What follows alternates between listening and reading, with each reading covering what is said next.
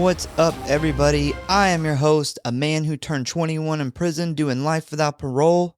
No one could steer me right, but mama tried, mama tried. And that is my co-host, Tamara. And welcome to the Grindhouse Syndicate, where today, in protest to the abomination that is The Strangers Chapter 1, we are covering the OG Strangers, also known as the only good one of the bunch, from way back in 2008. In preparation for this episode, I did go and see the new film, and although I didn't absolutely hate every second of it, it absolutely misses the mark of its predecessor.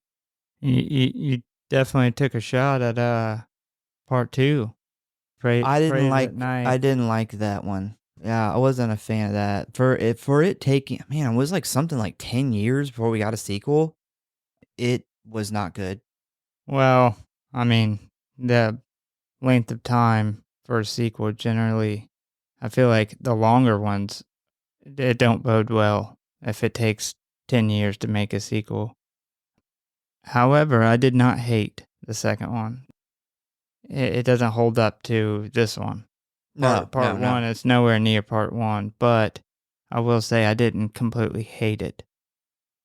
Yeah, I wasn't a fan of that one, and I didn't hate the new one as much as I originally thought I was going to, but this doesn't compare to the original. I mean, it was supposed to be kind of a copy of the original, but I mean, they completely changed the background story. The lead characters aren't really likable. They introduced that like small town, which they do. It's terrible. All the characters in the town are just awful. There's a lot of creaking, a lot of the wood creaking sound. It's throughout the whole entire movie when people aren't like moving. And they took away the mask guy, his suit. He's not in a suit anymore. He's in like a jeans and a jacket. Yeah, the brown suit was just you can't take away the brown suit. No, it's iconic. It's like putting, Ghostface is in a jacket and jeans now, and he's just got the Ghostface mask on.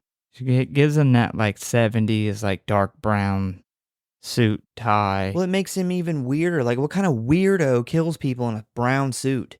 It's just, yeah. It's interesting you say that. I'll bring it up at the end, but the answer to that would be anybody. Yeah. But yeah, I mean, if you're a fan of The Strangers, check out Chapter 1. Like I said, I didn't absolutely despise it. I rated it a 2. 2 out of 5 is what I give it.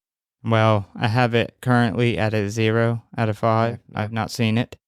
You're not missing a lot. But I have not heard too many good things, especially from people who are big fans of the original. So even before we started the podcast, but definitely like very early on, I've wanted to cover this movie. This movie is it's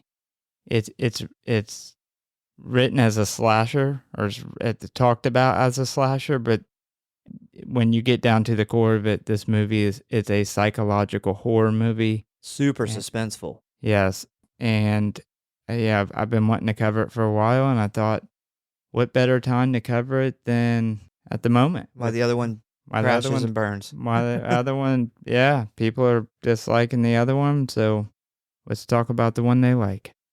Well, I have a surprise for you. Oh. Yeah. Oh. So, even though your birthday is 2 or 3 days from now, something like that, I'm going to give you your birthday present right now, live on air for the whole world to see. Well, to hear. Not to see, to hear. But before you open it, I custom made this gift. It took me, I don't know, somewhere around 7-8 hours. I made it as authentic as I could, considering it kind of goes with something else. So keep that in mind. But if you look down there, there is a box down there by your right leg. This box? That box right there. And I have presented you with the Ghostface knife so you can open it.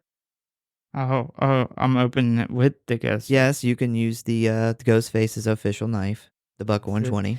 This is it's kind of poetic, as I gifted you this Buck 120. I already informed your wife and the rest of your family that this was happening, so they will get to listen to your reaction. Yeah, well, tell me this. Am I gonna mess something up? I'm cutting very easy with this knife because I don't wanna slip up with it. Definitely don't wanna slip up with it. I'll put the knife back up there in a second. You got me blue I paper. got you You blue you know paper, that's crumpled up paper. my favorite color. No, it is Mm, recycled from your child's birthday, so I okay, didn't have to buy any paper. nice. And you said it goes with something else. Yeah. I had a thought. Nice. Tell the That's good people of planet Earth what you have. that is a Friday the 13th part 7 mask, and it looks pretty damn good. Yeah, so I did that one off of, I believe the scene I based it off of is when he is in the woods killing, what's that guy's name? Bad News Cruise. Bad News Cruise. Yeah, so that is because when you go through the scenes, they look different. They obviously use multiple different masks. So I had to pick one, and I picked that scene. And it goes with the bust you have, which I know the guy didn't do. He didn't put like the legit mask with the bust, but I made sure that the cut in the head and the part where the mouth is broken off matches up with that guy's mold of Jason's face. Yes, I have a really, really awesome full size part 7 bust, and it looks I mean, the face, the guy who did it, I wish I could give him a shout out on here, but I don't know his name. I didn't order the gift. That was also gifted to me, but the face looks amazing, but you can tell he put all his time in the face because the mask is It's kind does of not. generic. It's very generic, and it doesn't have the cuts in it either. Yeah. And this particular mask has a cutout in the face. Anybody familiar with part 7 knows you can see his teeth kind of through the side of the mask, and that's what the bust was missing. And I very much look forward to putting this on the bust. Well, I've seen it on the bus multiple times. Damn, you put it on the bust Why already? when I was making it, I had to make sure that everything matched up. But yeah, I've seen it on the bust. And yeah, it looks really good. Looks phenomenal. Actually, so Brooke has known about this for quite some time, and she's been like, I can't wait to see it on there. So I figured let's just go ahead and get it on over with. So she has not seen it on the bust. I can't remember if she's seen it on the bus or not. She's seen it, but I don't know if you know what? Actually, I think she did see it on the bus. Yeah. Yes. I gotta be last. Yeah, you're last. No, I appreciate it. Yeah. That's I've been throwing hints about getting one of the masks made for a while, and it came out really good. Yeah, I actually did that when you guys went out of town. And that was like when you told me you were going out of town, I thought, "Oh, I can finally make this thing without him being able to see me make it." Yeah, Yeah. we'll So you've post. you've had that for a while. Oh, yeah, you've been sitting next to it for quite some time. It's been sitting there in Hmm. that box. First it sat behind you, and then it sat next to you. But yeah, it's been just been sitting right there. Yeah, looks good, man. I appreciate it. Yeah. We'll post a picture of it so everyone can see it at some point in time. Probably when we like post this episode or something. Yeah, we'll get a picture of it like on the bust. But first, if you want to stay up to date on what is going on with us or the show, talk about or submit your movie request, or just say hey, you can always find us at one of our social media accounts or our official website at Grindhouse.Horror.Pod.com, Facebook at the Grindhouse Syndicate Horror Podcast, Instagram at GrindhouseSyndicate.Horror.Pod, and many more, which you can find links for in the show notes as always. And please subscribe or follow for alerts on new episodes. And if you really love us and don't want Grindhouse Studios to be invaded by deranged killers and cheap masks, give us a review.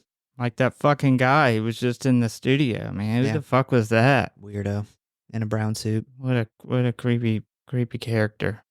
All right, so The Strangers is a 2008 American psychological horror film written and directed by Brian Bertino. The film follows a couple whose stay at a vacation home is disrupted by three masked intruders who infiltrate the home one night. It is the first installment in the Strangers film series. The screenplay was inspired by two real-life events, the multiple homicide Manson family Tate murders, and a series of break-ins that occurred at Bertino's neighborhood as a child. Some journalists note similarities between the film and the Ketty Cabin murders that occurred in Ketty, California in 1981, though Bertino did not cite this as a reference. Oh, he didn't cite it? No. Well, damn you, Screen Rant. lying to people. They did mention the Manson murders. So the director, I'm not going to butcher his name, but he said he read Helter Skelter when he was like 11. Mm-hmm. So I guess that's kind of where some of the influence comes from. But the specific incident with him being a kid was a knock on the door in the middle of the night. And he said that stuck with him for, I guess, well into adulthood. But it was actually people knocking on the door to break into the houses. Yeah, there was a bunch of break-ins after that. Kind of the opposite. If you answered, you didn't get robbed. Yep. They were checking to see if the houses were empty. So it had a budget of $9 million and a box office of $82.4 million. That's a big jump. It was produced by Rogue Pictures and distributed by Universal. The film was shot on location in Florence and Timmonsville, South Carolina in the fall of 2006. That is only 2 hours away from us. Wow. Yeah, very close. Florence, I know. Timmonsville, never heard of it. It's about 10 miles outside of downtown Florence. Does it say when principal photography started? Yes, it was in 2006. No, I mean, what part of the year? Was it The end, because it ended up going into 2007. Wow. Well, so that makes sense that it went into the beginning. So the reason I asked is because South Carolina has some of the lowest tax breaks for the movie industry, which is why we don't get as much filmed here. It's why the first Halloween was shot here of the Danny McBride remakes, and he wanted to continue to shoot the rest, but he couldn't because they petitioned to get South Carolina to raise it.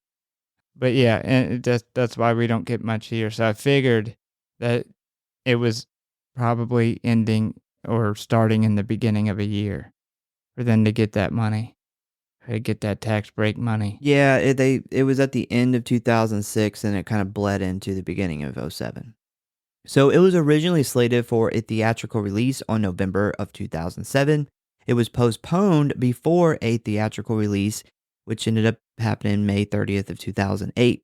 The film became a sleeper hit, grossing $82 million worldwide and received mixed reviews from critics, with some praising its atmosphere and tension and others criticizing. You know what? Who cares what their opinions are? Because they're fucking wrong.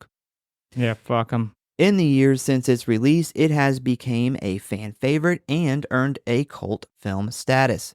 A sequel, These Strangers Pray at Night, was released in March of 2018, followed by a standalone sequel trilogy, the first subtitled Chapter 1, being released in May of 2024. Film scholar Kevin Whitmore noted that the film's portrayal of violence as a reflection of its contemporary culture, writing, "Death is a random act in post 9/11 horror. The results of being in the wrong place at the wrong time, as the cliche goes, unlike in the 80s slasher horrors, for example, where engaging in negative behavior such as drinking, drugs, and premarital sex is often a forerunner to being killed by the killers. Here, death is random and unrelated to one's behavior." This guy's never seen Psycho. Yeah, good point. Writer-director Brain Bertino wrote the screenplay, which was originally titled The Faces. And fun fact, this was only the third screenplay he had ever written.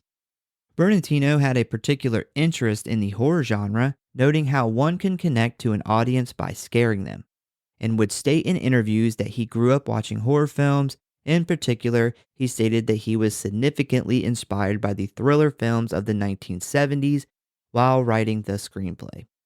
He envisioned a film that put the audience in the world of the victims. I think he does a really good job in this. Yeah, he actually, so I guess this was his first major directing. This was his first directing. Yeah, so it's interesting. So Robert, is it Robert Ebert?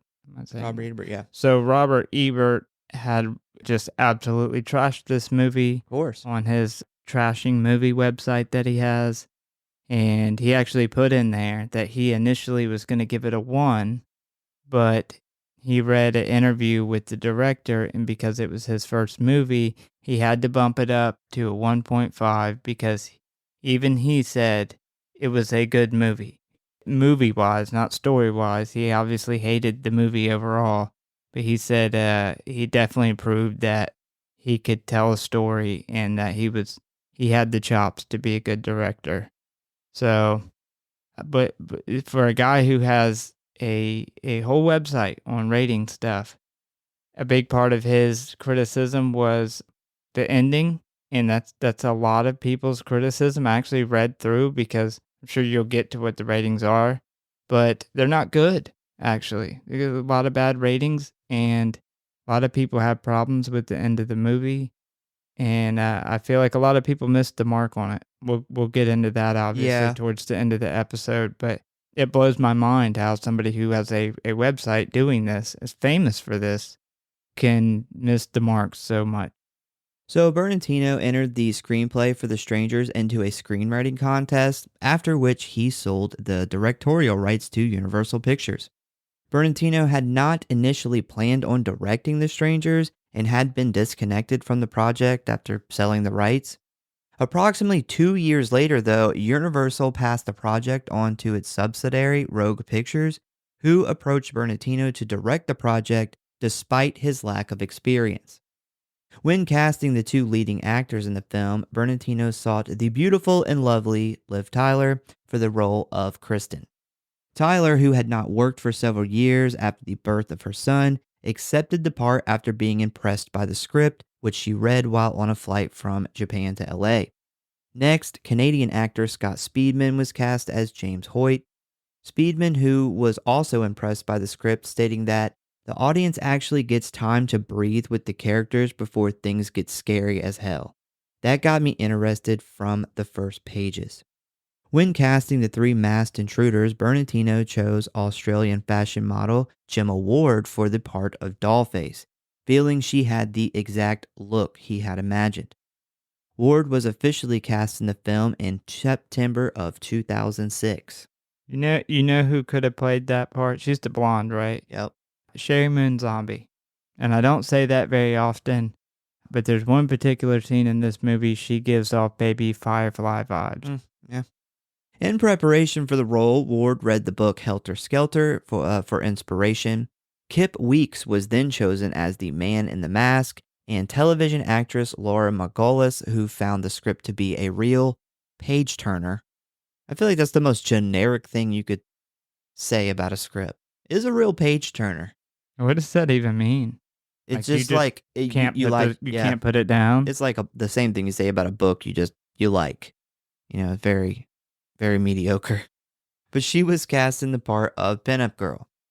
In retrospect, Bertino said he chose the three actors based on their abilities to convey their characters in spite of the fact that their faces remain unseen on screen.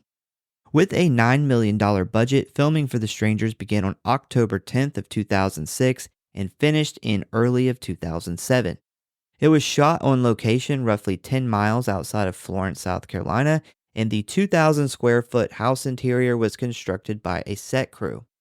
Though the film takes place in 2005, the house itself was deliberately constructed with an architecture reminiscent of 1970s ranch houses, and dressed in furnishings from that same era. Bertino based the house on the types of homes common where he had grown up in rural Texas. The property was located on the outskirts of Timminsville, South Carolina. Despite weather complications, the film was largely shot in chronological order. Tyler describes the shoot as mentally and physically taxing due to the heightened emotional state that she and her fellow actors had to sustain. Tyler later said it was the most difficult film she had ever worked on, both physically and emotionally. According to Laura Margolis, who played the pinup girl, Tyler specifically requested that she not see her mask prior to filming. Margolis recalled, "The first scene that I shot was stalking her outside of the barn. I had been told that she really wanted to be scared. She didn't want to have to fake it. And so it was my responsibility to really scare her. So we shot that scene and I ran at her. She started actually screaming and then she kicked me away. The masks featured in the film were chosen by Bertino, who wanted them to appear as though the killers could have picked them up at any store. Film editor Kevin Grudart was hired to edit the film. At the time, he had recently just finished editing Saw 3. He says that several changes were made to the film during post-production, primarily regarding the conclusion. In the screenplay and the original footage shot, the three masked strangers reveal their faces on camera.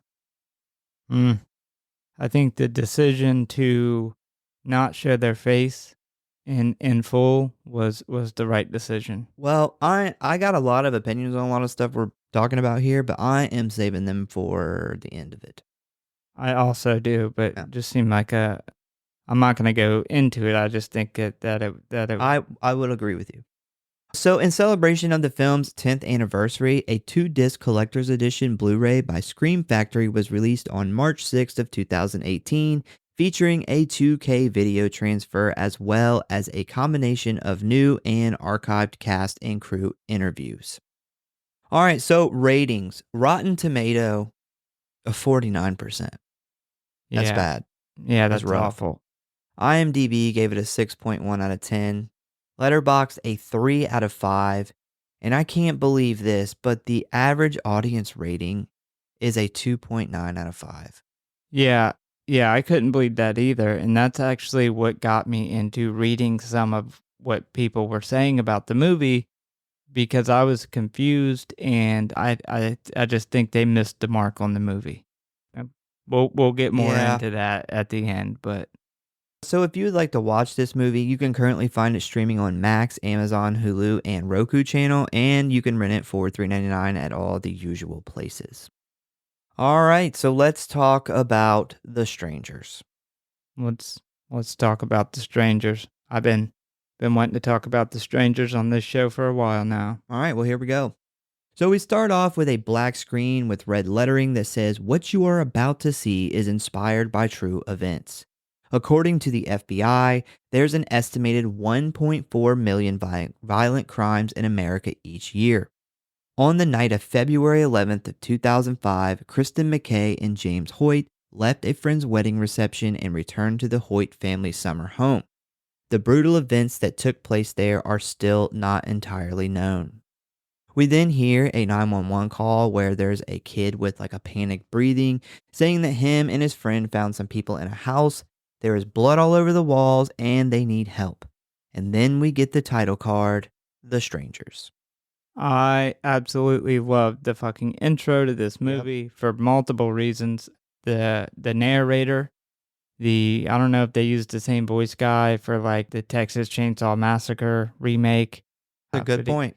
Yeah, I'm pretty sure it's the same guy, but it gives that same feel. Anytime you get those in the beginning of the movie, it just sets the stage good. But also giving us the shot of these two Mormon kids, you really get the idea that nobody makes it out of this. So you kind of have that idea from the very beginning. Well, I love when movies, there's a lot of shots, like real quick shots right here, where it's like blood splattered on the wall and fucking candles and, all this stuff, right? And it doesn't make sense right now, but it makes sense when you get through the whole story and you've finally looped back around. And I really love when movies do that. Yeah, that, like the shotgun through the window, there's a beautiful cinematography shot where it lines up with the two kids, the two Mormon kids. But, like you were just talking about, they show that and it really paints a picture very early on that shit's going to get rough. Oh, yeah. And I won't say I hate happy endings, but I'm a sucker for a very grim ending. And this kind of lets us know that things aren't going to go very well from the very beginning.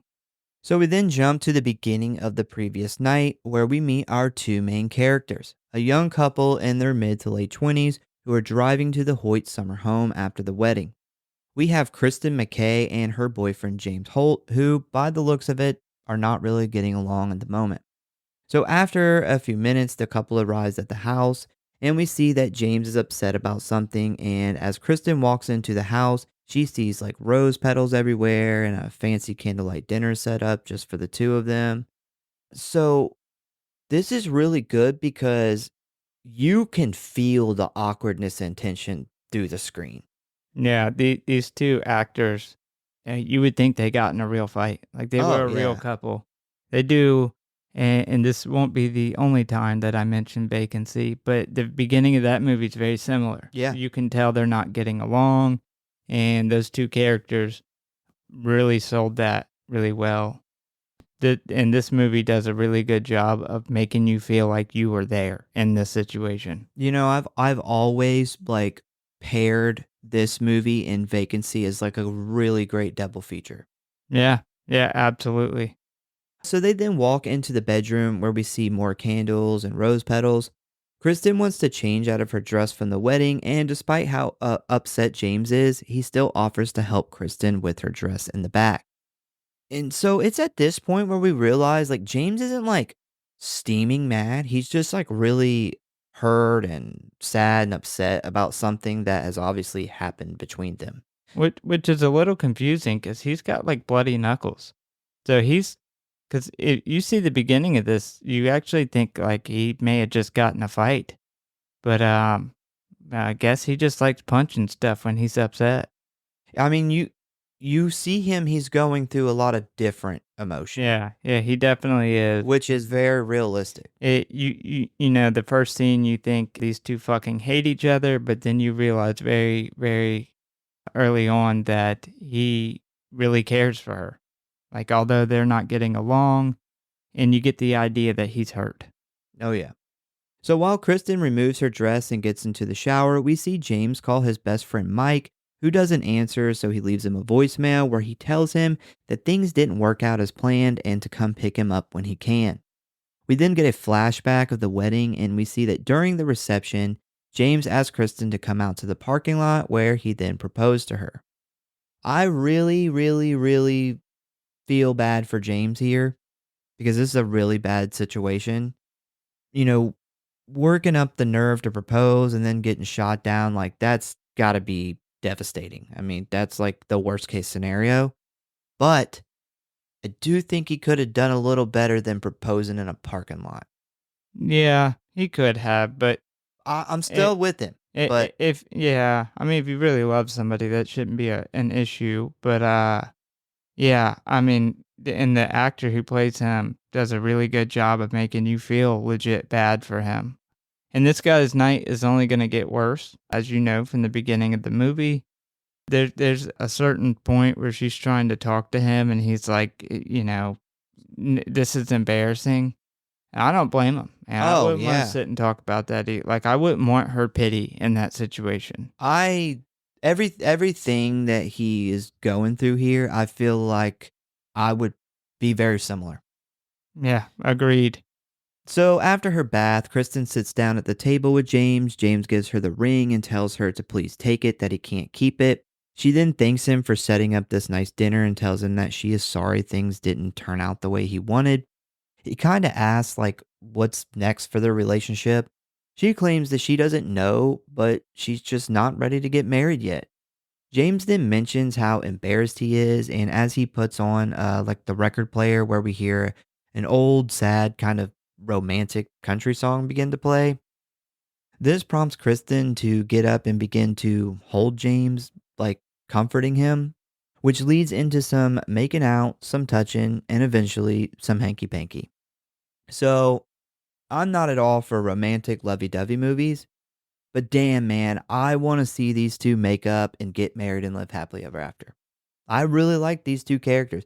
They do a really good job of writing the characters and acting the characters out because normally I want to see these people get killed by the bad guy. And in this case, I don't.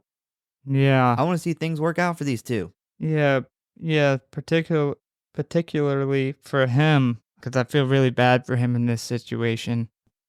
As somebody who's married, this is a weird situation.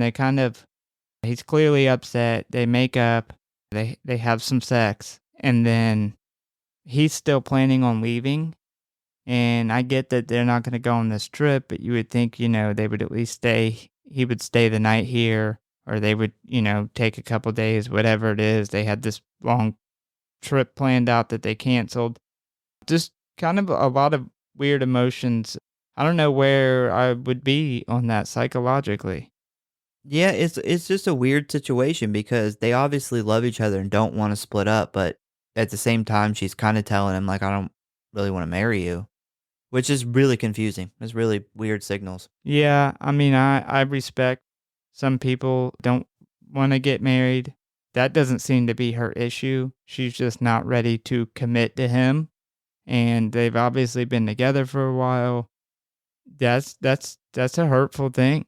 I mean, no matter how much you love somebody, you got to think like, where do we go from here? Because if you're not ready to commit, and if you got one person that's not ready and one person that's 100% in, that's a big issue. So James places Kristen on the table and pulls her nightgown up, and just as things are heating up, we hear a loud knock at the door. James is like, "What the fuck?" Because apparently it's like 4 a.m. in the house and they're located in the middle of nowhere. I personally would have been like, "Oh shit, it's the cops." Like, that would have been my first thought of who comes to your house and bangs on the door at 4 a.m. So they open up the door and we only see a black silhouette of a young girl standing there. James asks how he may help her, and she responds with the famous line, "Is Tamara here?" James attempts to flip on the porch light, but it doesn't work. He tells her no, that she must be at the wrong house, and she asks if he is sure, which he responds that he is, and the girl then says, "See you later," as she just abruptly walks off. As Kristen remarks how weird that was, James reaches over to the light and finds that the bulb has been loosened to the point that it wasn't working. My first thought would have been fucking a meth head, especially Wow. out in the We middle of have two nowhere. very different, Well, no, no, very no, different no. Well, ideas. okay. Well, no. I give you credit on the cop. Oh, you My mean after she yeah. came? My Oh, first yeah, thought okay. before I answered the door would have been the cops. I still would not have opened the door until somebody announced themselves, because somebody, unless I had a gun, I'd open it with a gun. But he clearly does not. But yeah, after the interaction, he makes the comment like, "Well, people get lost out here. Should I go get her?" Fuck Fuck no. no. My thought would have been like, it's fucking meth heads out here, man, in the middle of nowhere. Like, obviously, Tamara's is like a code name for her meth dealer, or is her meth dealer. So the couple then head back inside, closing the door behind them while the camera then pans towards the road, showing that this strange girl has walked off into the woods. While inside, the mood has definitely been ruined, and as the couple sits in an awkward silence, Kristen notices that she is out of cigarettes. James then eagerly jumps up, exclaiming that he will go get her more. But he wanted to get the fuck out of here. Yeah. He lights her a fire in the fireplace before he leaves, and then tells her that his friend Mike is coming to pick him up in the morning and he will leave her the car. She seems kind of surprised by this and asks James if that's what he really wants, and he says yes, that he just needs some time to think about the situation. So James heads out in the car while Kristen hangs out at the house by herself. We see her put on another record and then try the ring on that James gave her. It ends up getting stuck on her finger, where she ends up just saying fuck it and leaves it on. We then see her kind of just wandering around the house, touching and looking at shit, when she suddenly gets startled by a loud thud somewhere in the background. She begins to suspiciously look around the place for the source of the noise. She walks over to the front door, where she then hears another loud bang, accompanied by more knocking. She walks to the door but doesn't open it, saying hello to whoever is on the other side. We then hear a muffled voice on the other side ask if Tamara is home again. An annoyed Kristen then informs the girl that she has already been there earlier and there is no Tamara at the house. And then the girl leaves as we hear footsteps down the walkway. Kristen then locks the door, and while walking back into the living room, begins to hear wind chimes coming from the back porch. She goes to investigate but finds nothing alarming when suddenly she notices the chimney has been closed and the room is filling with gray smoke. Man, in this scene, I think these early scenes are some of the best of the movie. The lack of dialogue when she's there by herself, and then you get the loud bangs and the noises. they contrast so well together. And if you look close, the cinematographer, they do a lot of what I would imagine is really intentional camera shaking. Well, we will talk about that. And it definitely gives you not only an unsettling feel, but it also kind of makes you feel like you're in the situation. Like the lack of dialogue and the loud noises, I don't know what it is, but it makes you feel like you are actually in this situation. And it's from this point forward that you get a very, very unsettling feeling. Yes, this movie does a fantastic job of being unsettling and creepy and disturbing. So this causes the fire alarm on the ceiling to begin loudly beeping. She grabs a chair and tries to reach it to turn it off, but ends up knocking it to the ground, and as it falls, she hears another loud bang from the front door. A very frightened Kristen starts slowly in the direction of the door, where the knocking has become much more aggressive. She then says, "Fuck this," and runs over to the fireplace, where her purse is sitting on the mantle. She then quickly grabs her cell phone and tries to make a call, but unfortunately, it is dead.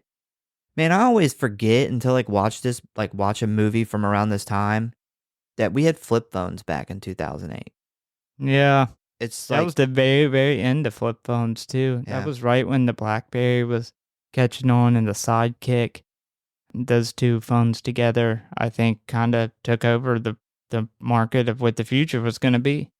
Yeah, I remember back when I had a flip phone, you didn't have to charge that thing but like 2 or 3 times a week. Yeah, yeah, It only held that only had 20 text messages at a time. that was great. Yeah, Not the text message part, but the charging was yeah. definitely. I think that's one thing. If you take the younger generation, and I think that would probably stand out the most about cell phones then is, from what I remember, my first cell phone, I charged it about once a week. Yeah. So anyway, her phone is dead, so she plugs it up on the charger by the fireplace and quickly rushes to call James on the house phone and basically tells him that the girl came back and won't stop knocking on the door and for him to please hurry back. He agrees and she asks him to stay on the phone with her, but then we hear the phone go dead. So we assume the line has now been cut.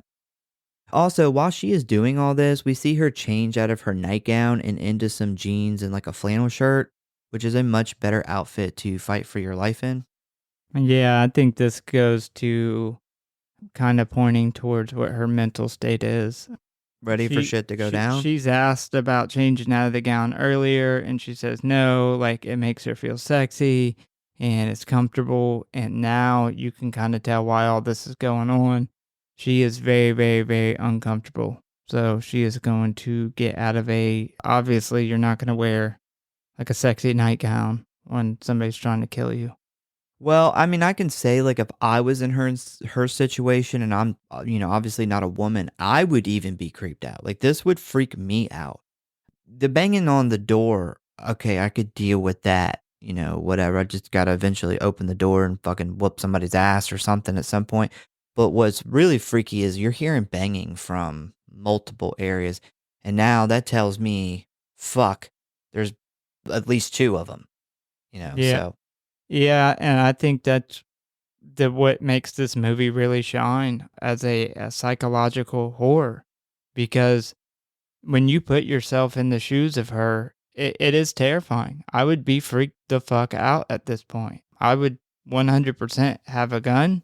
She clearly does not, and the banging would have freaked me out really bad. Like that would have freaked me out. But now, like you said, when you're hearing it from multiple places, the phone line's been cut. Nobody's going to cut your phone line unless they have bad intentions. And they have managed to get on the roof and or in the house and close up the chimney Yeah. or block it up. And both of those two things are bad. So after the phone cuts out, Kristen decides to smoke her last cigarette, and while she is doing this, we get this wide shot of her just standing in the dining room, and you can just barely see a man in a mask quietly standing back by the hallway watching her, and it's amazing. This is probably the best fucking scene in the whole movie. Yeah, I think this is the most famous scene of this movie because they shoot it in a way that the camera's focused on her. So he's not in focus in the background, but it's a very so we talked about this in Vacancy in the shot where very early on you can actually see the guy, and when the lights are flashing, you can see that he's in by the bathroom in the background. And as a viewer, you now know that they have access to this house. They are already inside, but you know the character has no idea. She still has the safety of four walls, or the illusion of safety. And I think it's a really good it's a really good play on that psychological horror. Yeah, I'm going to tell you how good this movie is at being creepy. I was writing this episode, watching this movie. You guys went to the store. After 10 minutes, I got kind of freaked out and I was like, well, let me go check and make sure the fucking doors are locked. Turns out, back door was not locked. And I was like, that could have been a close call. Could have been. But yeah, I mean, just watching that, because, obviously where I write, my back is to the door. And I was like, oh, well, I can't even see if somebody came in here. I wouldn't even know till it's too late. But yeah, that's just to show like how good this movie is at getting at you. Yeah. I mean, that's the whole reason I wanted to cover this movie so much. I remembered the feeling the first time I watched this movie of like I said, this movie does a really good job of making you put yourself in their shoes. You feel like you're there, and you get a very, very, very creepy, unnerving, unsettling, however you want to put it. It is. There's not many movies that I think do it as good as this movie does. Yeah, I remember the first time, maybe even the second time I watched this fucking movie, I didn't even see him back there. So when I eventually watched it, second, third, or whatever time, and I seen him back there, I was like, holy shit, I've seen this movie before and never seen that. That's so creepy. There's actually, I meant to look it up. I forgot. And it may be completely wrong, but when he leaves to go get the cigarettes, it looks like at one point in the woods that the main guy, is standing back in the woods in the background.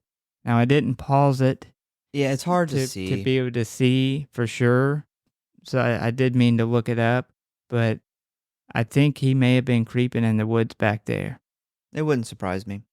So she then hears more banging coming from the back. She grabs a butcher knife, which I just want to say, this becomes important later on, so remember that.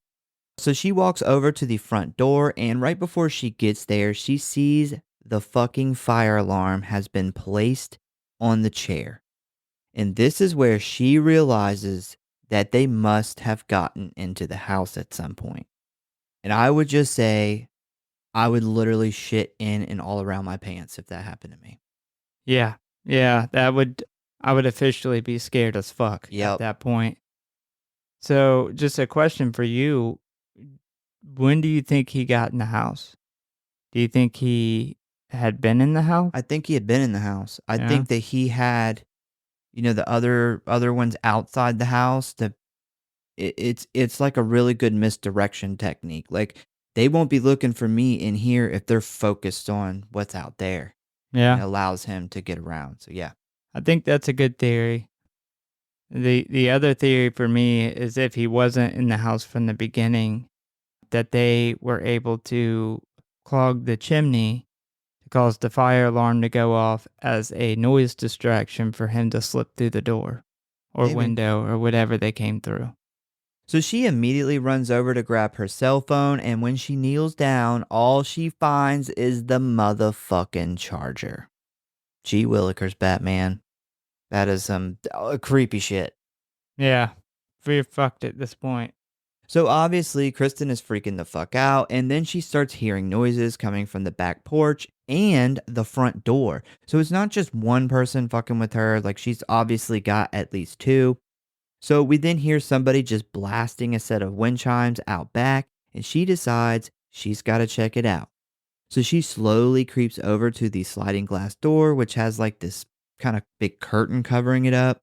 She places her hand on the curtain and quickly pulls it back to reveal a fucking man in a burlap sack mask with the eyes cut out and a smile painted where his mouth would be. Very creepy. I'm glad that, I mean, this isn't technically the first time we see him. This is the first time we see him up close, and that mask is very simple but very creepy. Yeah, yeah, I agree. And I think the suit complements it really well. And I think there's a reason they put him in the suit that we'll get to later. But yeah, I think the whole outfit for him is great. Super creepy. So Kristen just loses her shit at the sight of this, which, I almost expected her to do that Scooby-Doo thing where they like run in the air for a minute. She bumps into and knocks over like a bunch of shit trying to get away from the door. The needle on the record player gets fucked up and it just plays like this 3-second clip of a song over and over again, which makes the scene even more creepy. And also, the strangers just amp up the torment to like 10 because they just start banging all over the house. Yeah, I love what they do with music in this movie.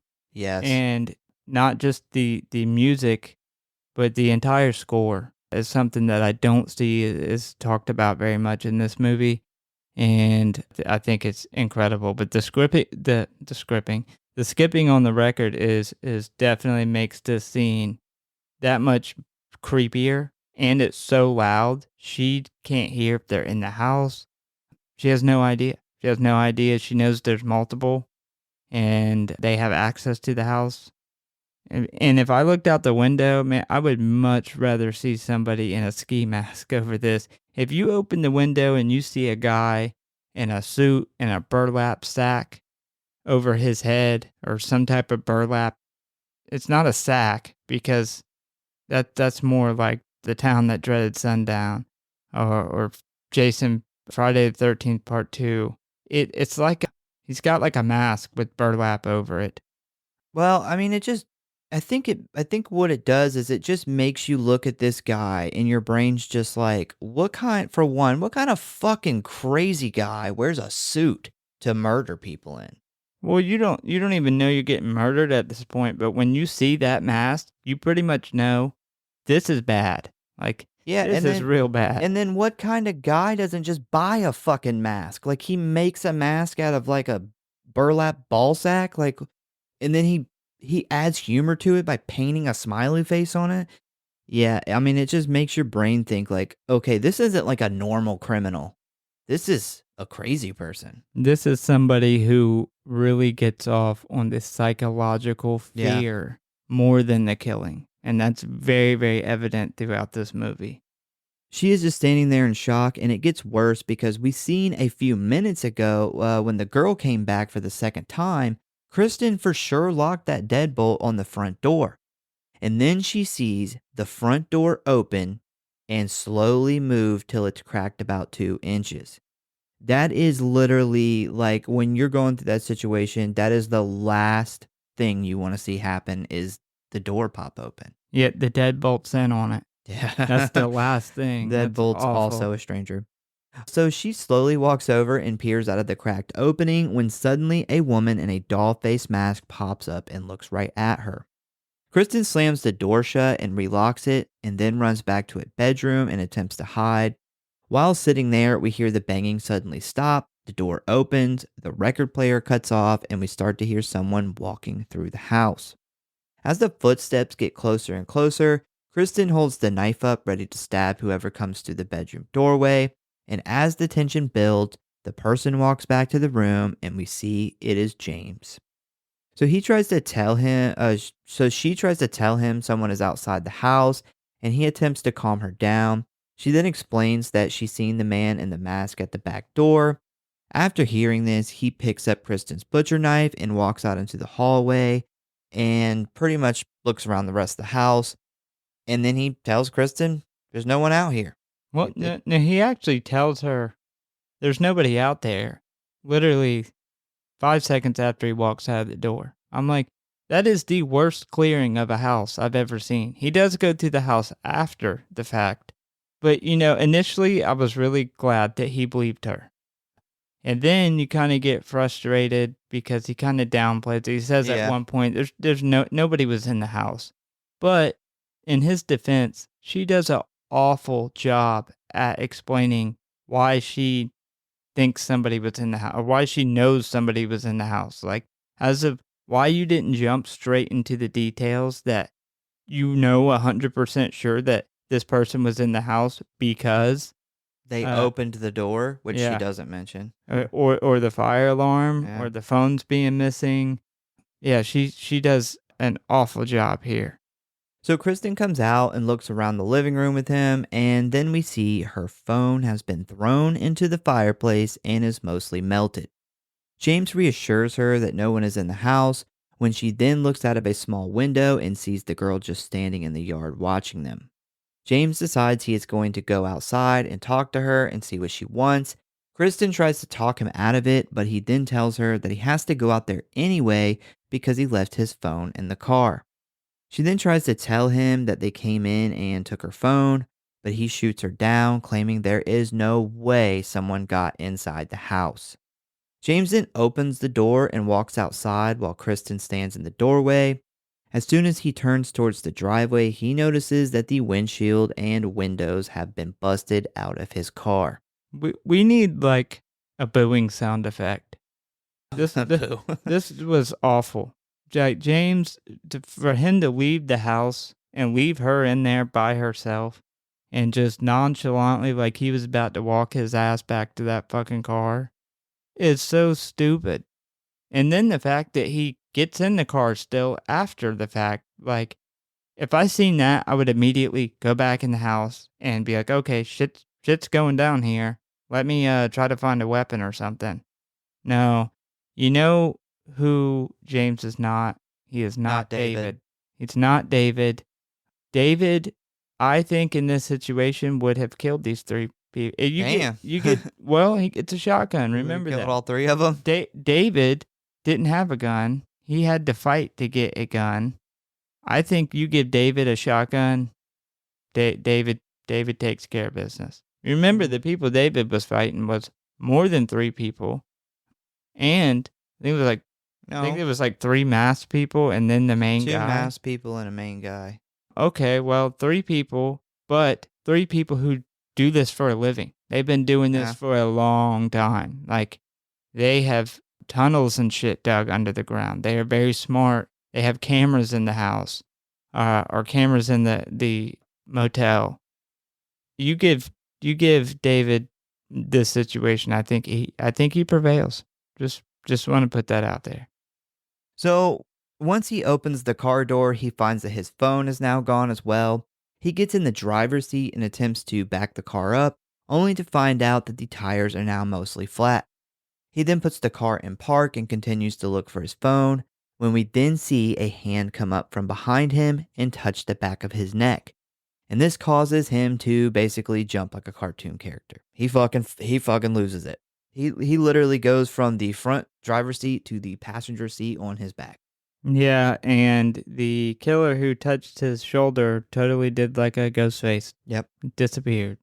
So he lays on his back in the seat and holds the knife up in a panic. He doesn't see anyone, but he does hear the sound of footsteps running away. He quickly jumps up out of the car, and as he looks around, he starts to hear noises coming from all around him. As he shuts the car door, he then notices the girl in the doll face mask standing in the road.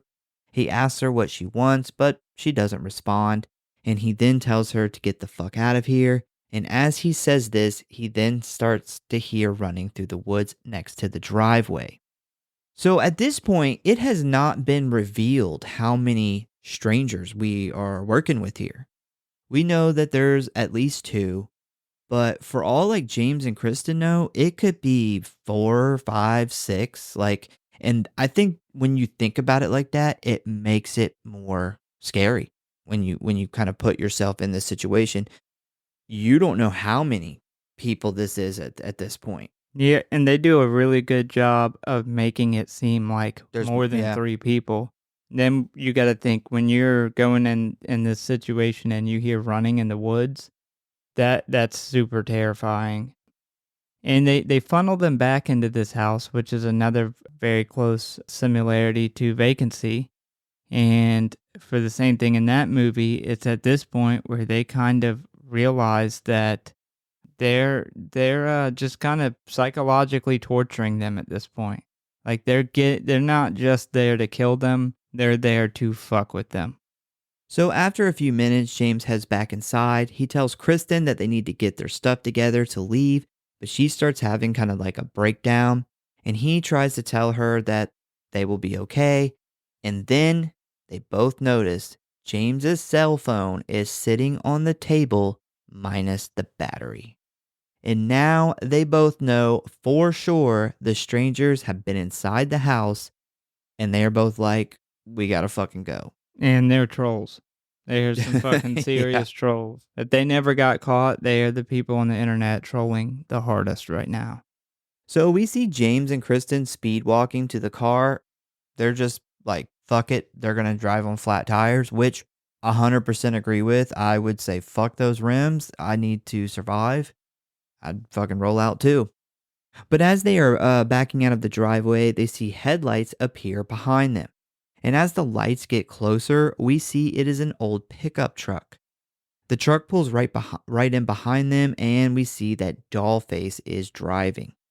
James tells Kristen to get out of the car, and when they both look forward, they see the man in the brown suit with the burlap bag mask standing there. And before they get a chance to react, the pickup truck revs its engine and slams into the back of the car. The two then quickly get out and run back inside. James starts looking for his dad's gun, where he finds it on top of a bookshelf. They then run into the bedroom to search the closet for bullets.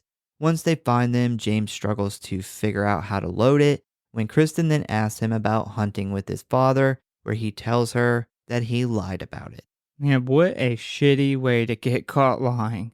Well, this is another thing. I mean, we mentioned it a couple times before, but there's a lot of writing that makes the characters not just basic kind of cannon fodder for horror movie killers. Yeah. These are much more fleshed out people.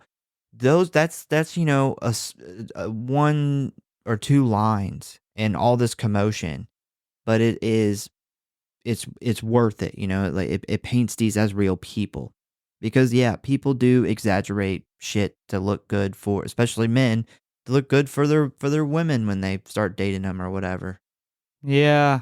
Yeah, I can't get over how embarrassing that would be. I mean, in reality, it's a shitty time to get caught lying, but going through this situation, at least you don't really have time to feel embarrassment. Yeah, I would just be like, Because she's like, fuck it. she's like, what the fuck at first, Yeah. and then quickly just drops it because they're in the middle of this. Yeah.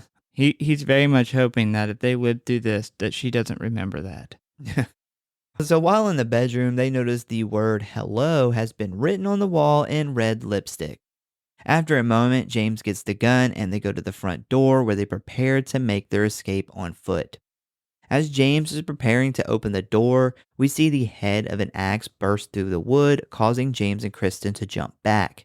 As the chopping continues, they then push the piano in front of the door, trying to barricade it.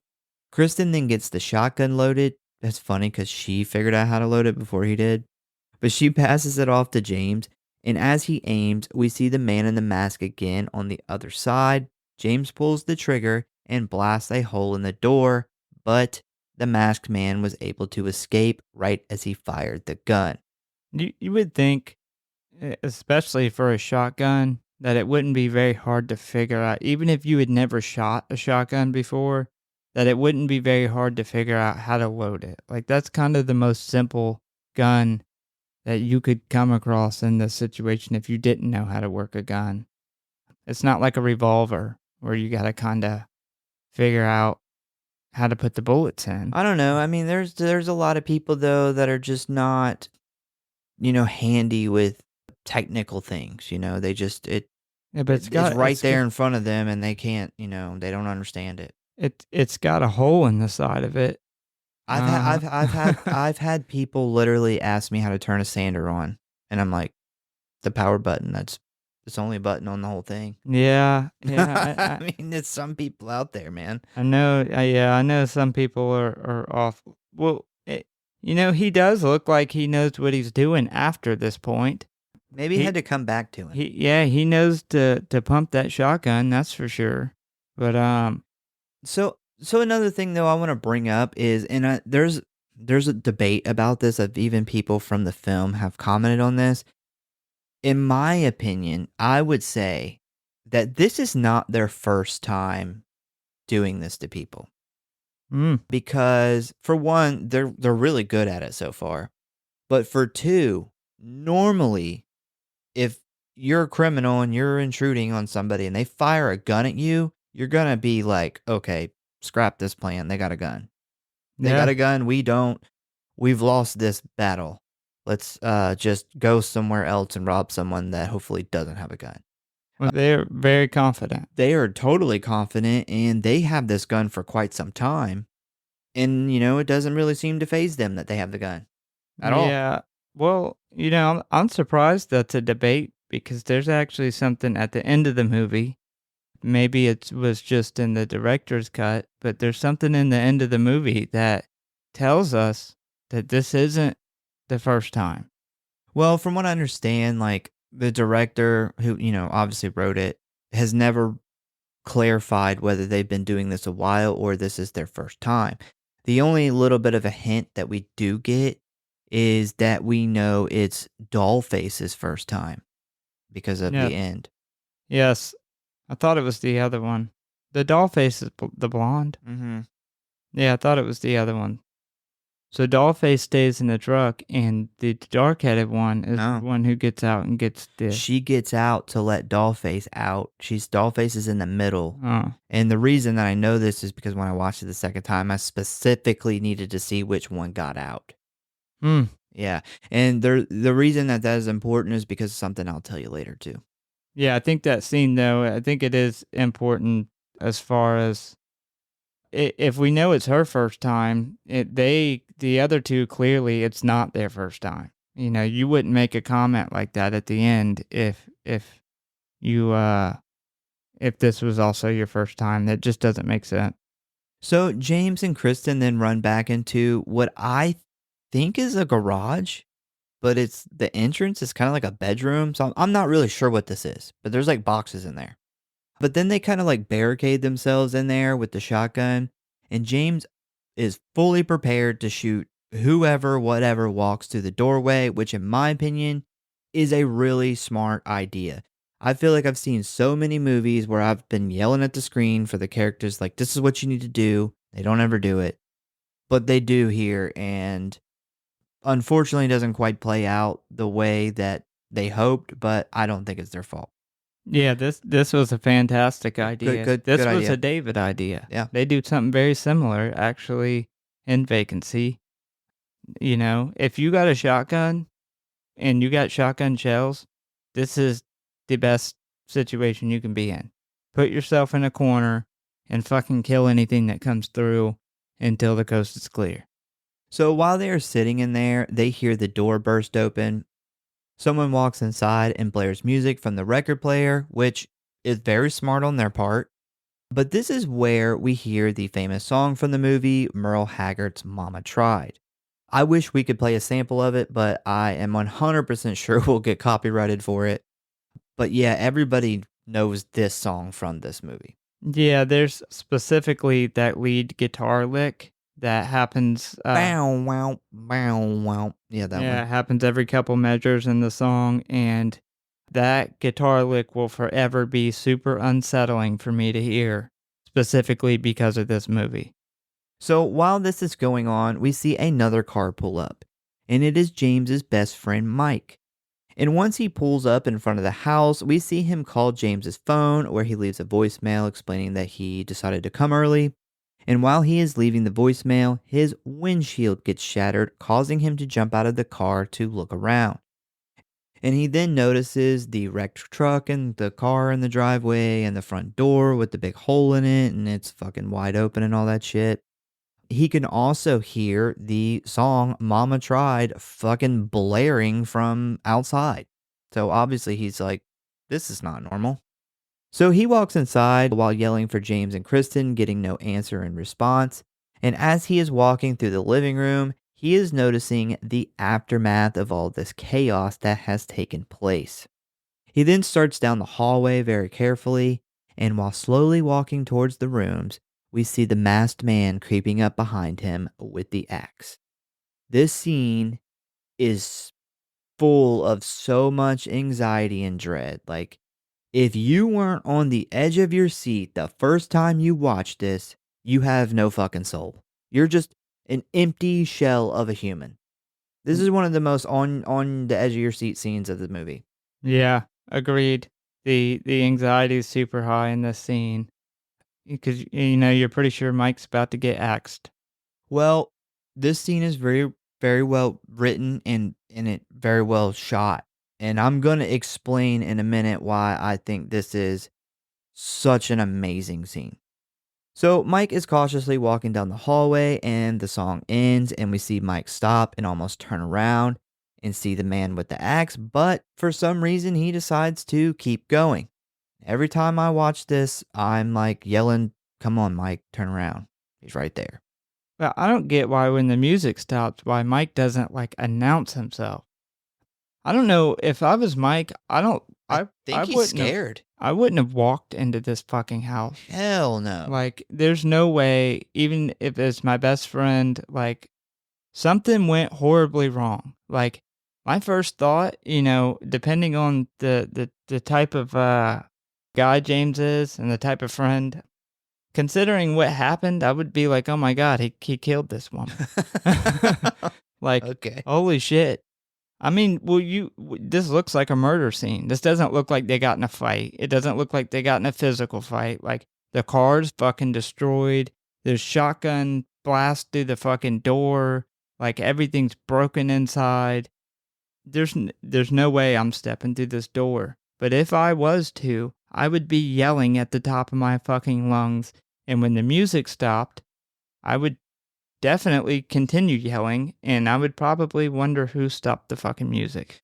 Well, from his point of view, though, I mean, I don't think it's like a bad decision or anything because if I were him and I walked in there, I would think somebody attacked my friends and possibly killed them. And that person may still be in the house. And because the music's so loud, they may not know I'm here yet. So I don't want to yell and alert this killer or whatever that I'm here and he hits me from a area where I don't even know where he's at.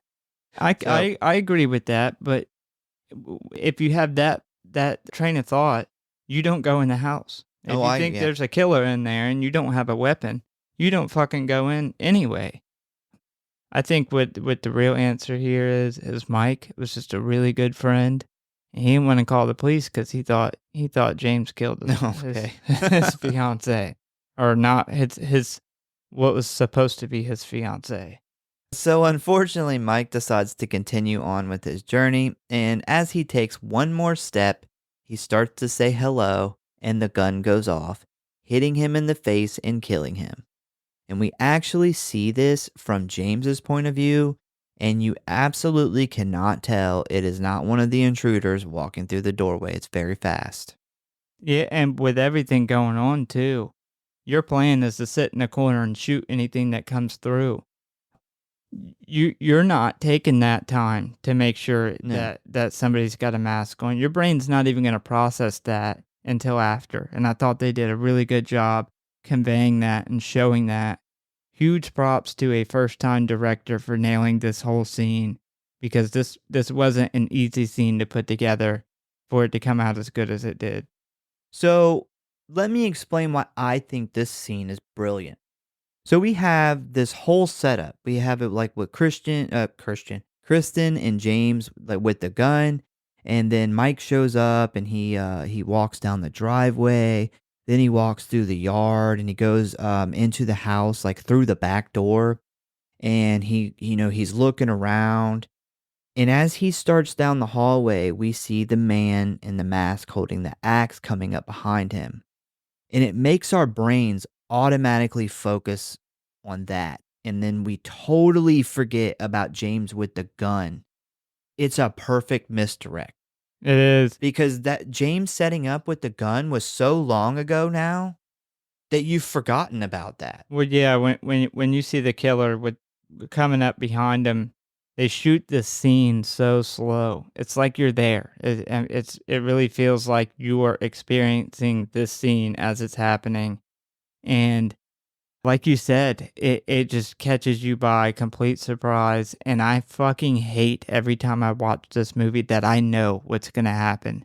I wish I could recapture the first time I watched this movie, the "oh shit" moment that I felt when that fucking shotgun went off. Yeah, that's why I said earlier that every time I see this scene, I'm screaming at the screen like, "Mike, turn around, Mike." Like, I know it's not gonna be any different, but the movie does a really good job of putting you there, where you almost wanna yell to him, "Hey, there's a guy behind you." Yeah. But yeah, I mean, it's just you get so misdirected and you totally forget about James is ready to shoot anybody that walks through the hallway. You just off your brain completely. Even now, I've seen the movie fucking 10 times and I'm still like I'm focused on how creepy the guy in the mask is back there and I focused on the whole scene as like a cinematography standpoint. And the shot happens so quick like you don't even remember it happening that fast. Yeah, like I said, I wish that I could go back and not know, but it's done so well. I know that this was Brooke's second time, at least. I'm pretty sure it was her second time, and when that scene happened, she's like, "Oh my god, I completely fucking forgot about that." Yeah. Great misdirect. Yeah, it is, and this is a super, super important moment in the movie because this is where everything falls apart. Yeah. They don't stand a chance after this part in the movie. Like everything, it goes from them fighting to it just being kind of like a cat pawing at a mouse before it kills it. Yeah, honestly, the first time I seen this scene, I'm pretty positive that I didn't even know what happened. I was like, "Wait, what just happened?" Yeah, yeah, Yeah. Because, it also does a really good job the way they shoot the house, the inside, that we don't know what room they're in exactly. Like, we don't know what door Mike's gonna get to and he's gonna get shot. Like, for all we know, it's down at the end of the hallway. But what we find out in this scene is that it's really the first door at the hallway. It's just, maybe a quarter of the way down the hallway.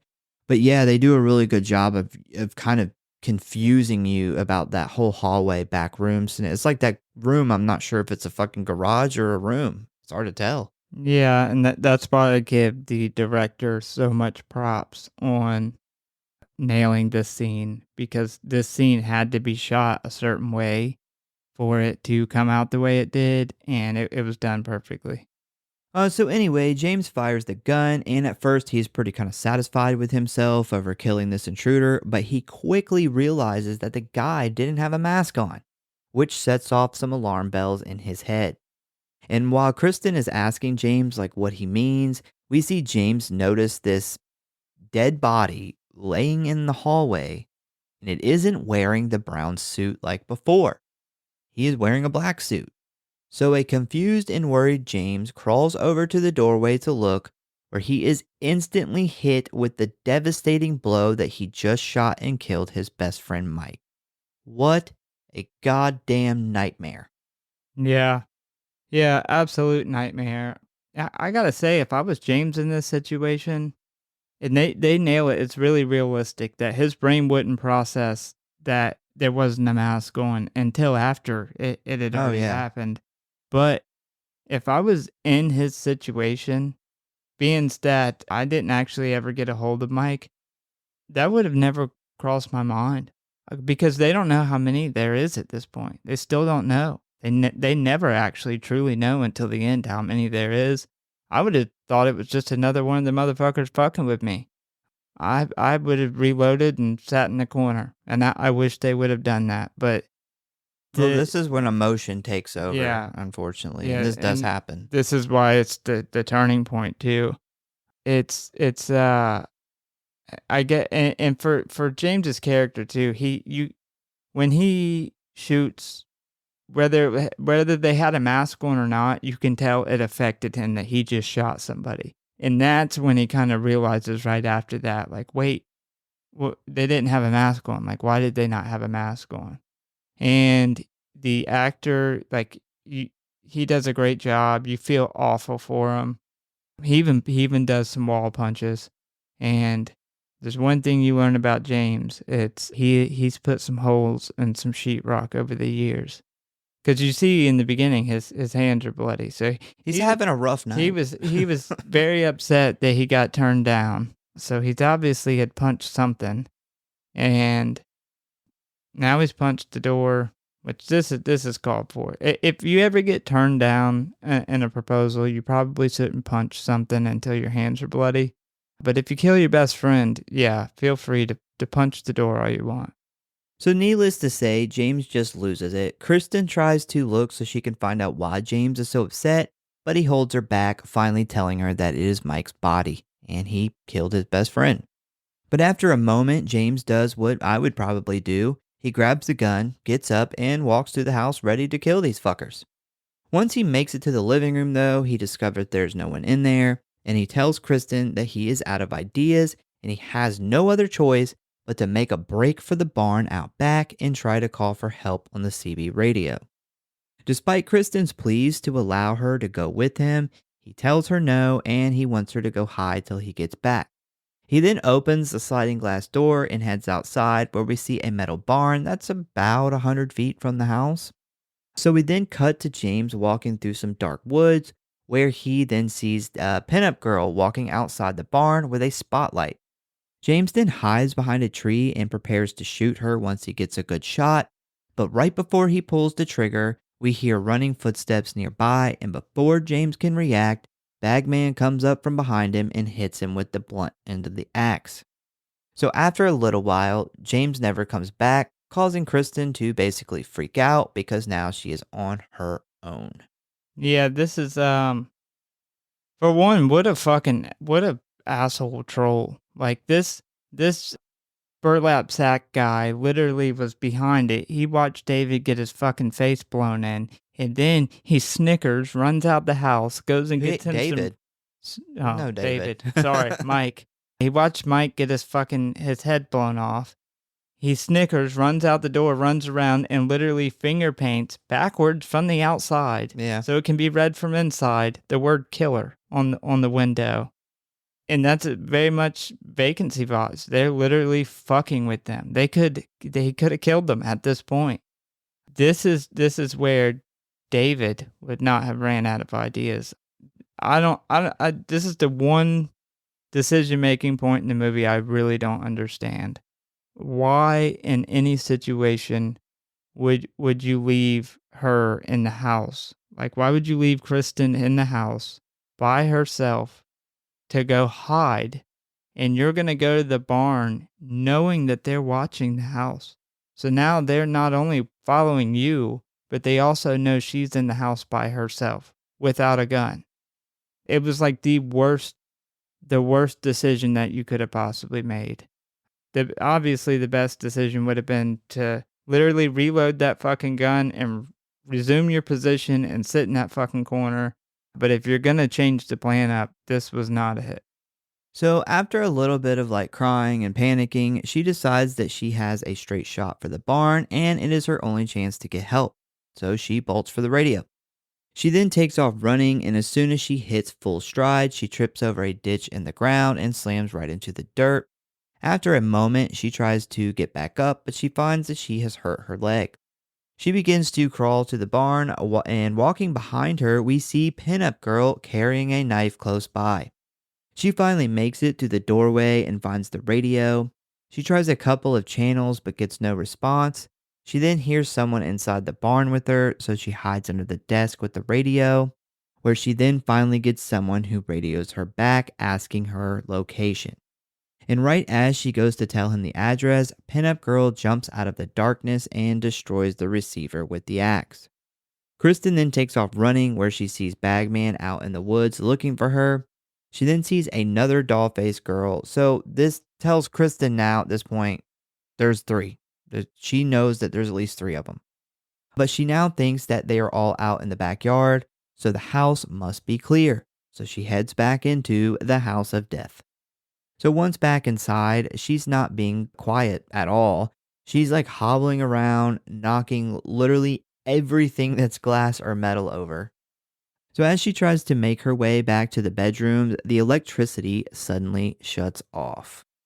I will note though that even though the lights are off, remember we still have a fireplace burning, so we do have light from the fire and there's also like candles spread throughout the house, so it's not pitch black.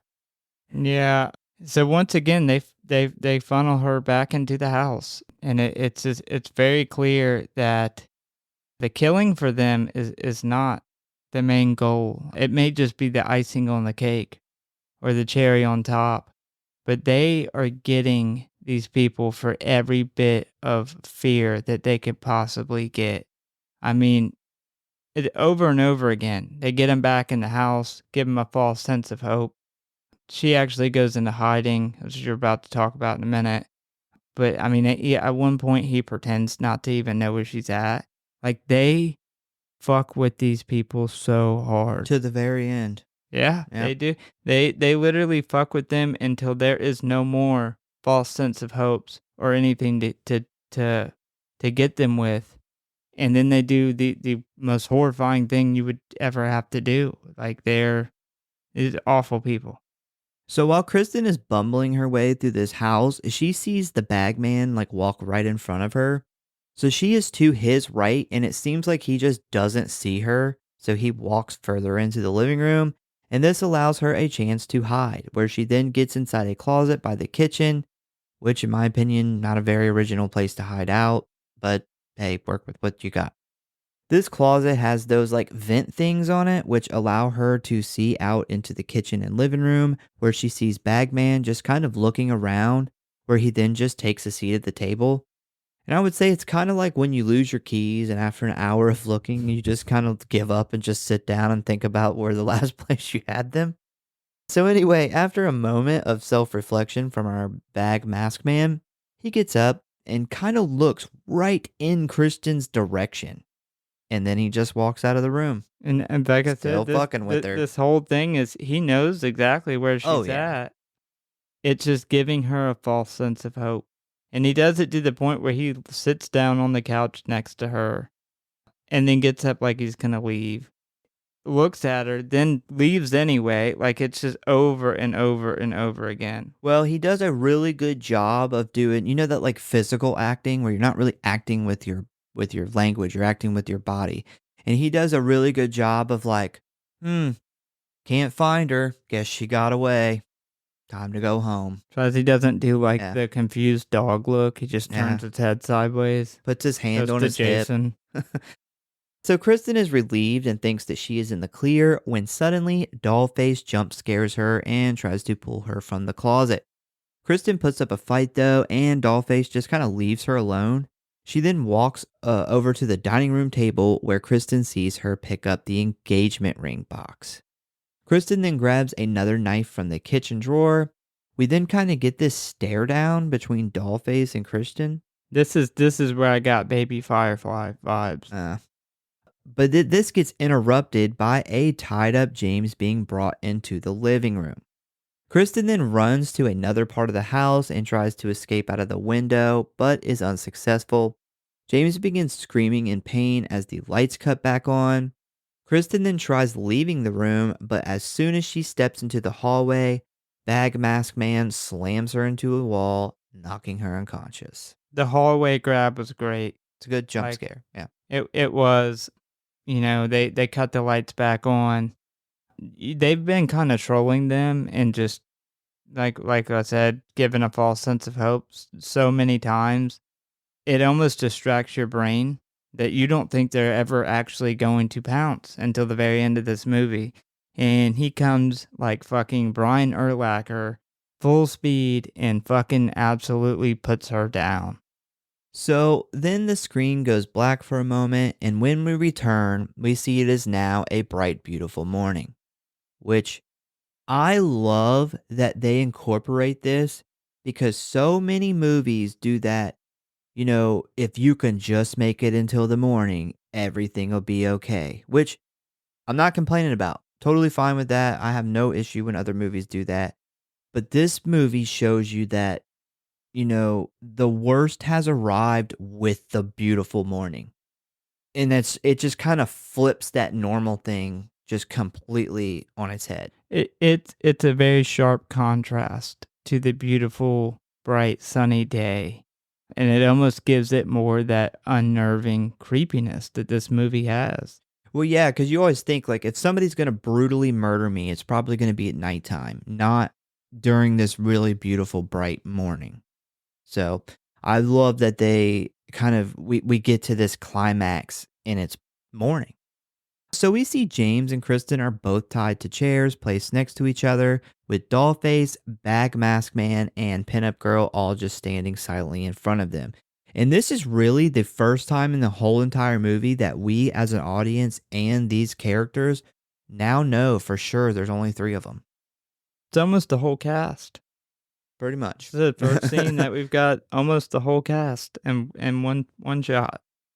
So next we get probably the most famous lines from the movie. Kristen asks why they are doing this to them, and Dollface answers, "Because you were home." I think Which, by the way, they fucking changed that in the new one, and I was like, you could have changed so much stuff, and people would have eventually got over it, but you literally changed the thing that was like the most famous thing from the movie. Yeah, I think that line's really telling too. I think a lot of people miss that. That's them saying that they there was no reason, there was no rhyme or reason. They were going to kill anybody that was there. Didn't matter who it was. They didn't specifically go after them. They were just looking to find somebody at home and kill somebody.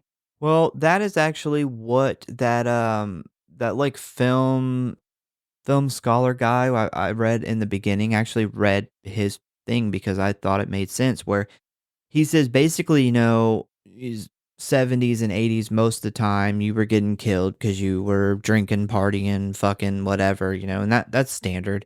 But then you started seeing in these movies after 2001, which he called like a post 9/11 film, that we've now come to see that there are people that will just fucking kill you, not because you're doing anything wrong, just to fucking because it's fun to them, because that's what they do. They're fucking crazy. But yeah, I thought that was a really good point. But James and Kristen accept their fate at this point and start holding hands, where James sees that Kristen is wearing the engagement ring he gave her. They look into each other's eyes and exclaim their love for one another. This is honestly, I think I might be getting soft in my old age because this is fucking heart-wrenching. This is a really sad scene. Yeah, she doesn't tell him that the ring's on because she couldn't get it off. This was the first time I watched this movie that I've noticed the ring is on. Yeah. You feel for him, man. They have drained every fucking ounce of fear, and when there's no more to give, they literally make each other watch the other one die. Yeah, it's awful. And this was the first time I ever noticed, and I have no idea why. They changed Kristen back into her nightgown. Mm. She's not in her jeans and flannel, and she's in her nightgown at the end. And I'm like, why? Is this to just make it worse? Is this just one more thing you can do to like fuck with James? I never noticed that. That's And I interesting. think this is why, if I was gonna have a theory of why they did that, it's because the mask guy was in the fucking house and he heard her say that. Yeah. Yeah, that's a good point. Yep. Yeah, I mean, they've been the ultimate trolls, so that doesn't surprise me. However, I've never caught that she was back in her dress. Yep. So obviously he discovers that this gown is important to her. And obviously, James says she looks beautiful in it or whatever. And I think that is it's, what you're saying is they're squeezing every fucking ounce of juice out of this. And that was just another thing. But I think it also goes back to tell us that somebody was in that house listening to that conversation, because they would have never known that. Yeah, that's a good point.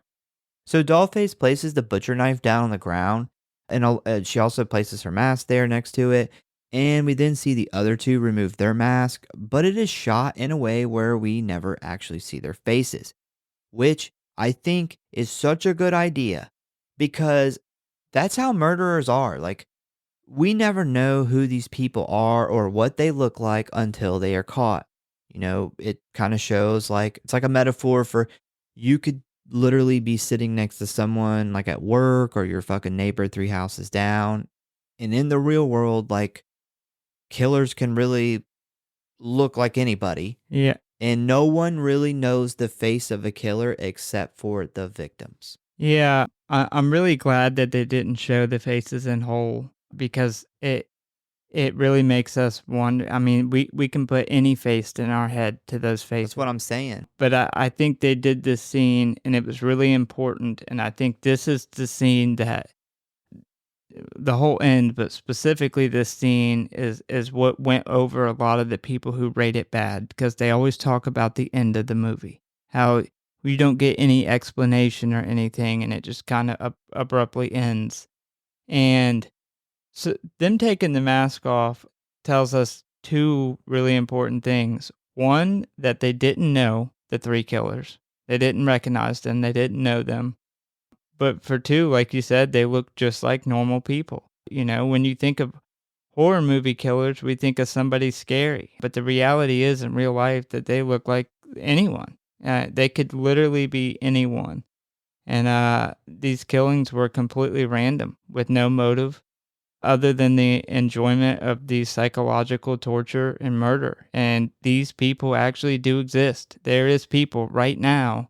I don't remember what the statistics were for the FBI as far as serial killers. It's like that are 70 active. active. Yeah. There's people out there like this in real life right now. And I think that's the whole underlying terror of this movie is that this is something that happens in real life. This is something that has happened to people. People have died this way. And that's what makes it really horrifying. We're not going to come across a Jason Voorhees in real life. You're not going to get a Michael Myers in real life. But this shit has happened and will happen again. Yeah, there's been a lot of random acts of murder that we as a society have no idea what their faces look like. They've Yeah. never been caught.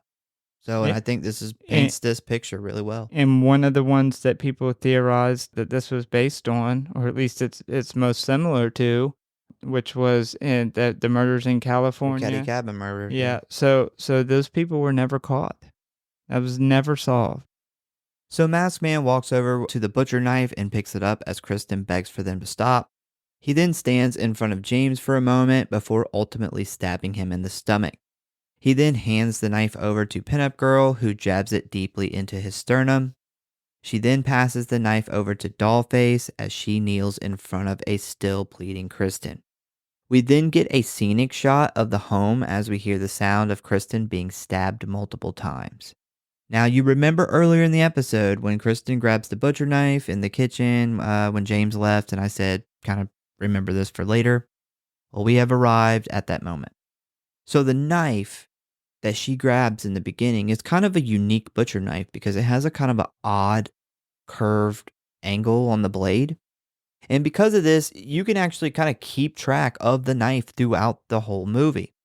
And this is the same knife that ultimately kills James and Kristen. Yeah. So that's like, there's always weapons and stuff like that in a lot of movies. And, a lot of people don't pay attention to a specific knife unless it's like really unique looking, like a Scream knife or something. But just a butcher knife. And this movie, this knife has went from Kristen to James to Kristen to Pinup Girl to fucking Masked Guy, and it ultimately kills them. This is literally picking your own poison. Mm-hmm. It is the knife that she grabbed to protect herself, which is ultimately going to be what takes her out. Yeah.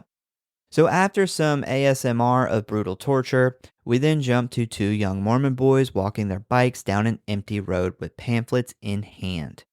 The stranger's old pickup truck then pulls up to them, and we see Dollface get out of the truck and walk up to him. She asked if she can have a pamphlet, and the boy asked if she's a sinner. And she answers with a very simple sometimes. She takes a paper and they all get back in the truck, where we then hear Pinup Girl tell her it will be easier next time as they then drive away. We then see the boys arrive at the Hoyt family home, where they find the door wide open. As they walk inside, they begin to notice the aftermath of the night before. They find James dead on the floor and a very bloody body of Kristen in the hallway next to Mike. One of the boys kneels down next to her, which honestly I thought he was reaching his hand out. He was going to pray. I said it's too late for that. Yeah. You ain't praying that one away. But as he goes to touch her, she suddenly opens her eyes wide and screams as she leaps towards him, and the screen goes black. That is the end of The Strangers. So it's important to mention, because I think it's another tell.